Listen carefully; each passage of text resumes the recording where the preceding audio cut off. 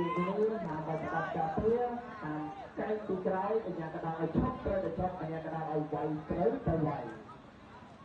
បាទអ្នកឲ្យទឹកចុះមកទៅលើធៀបទៅលើរឹងបាទឲ្យទឹកផាត់ចាក់ទឹកចាក់មកបាទគូទី1ទឹកទី1បាទ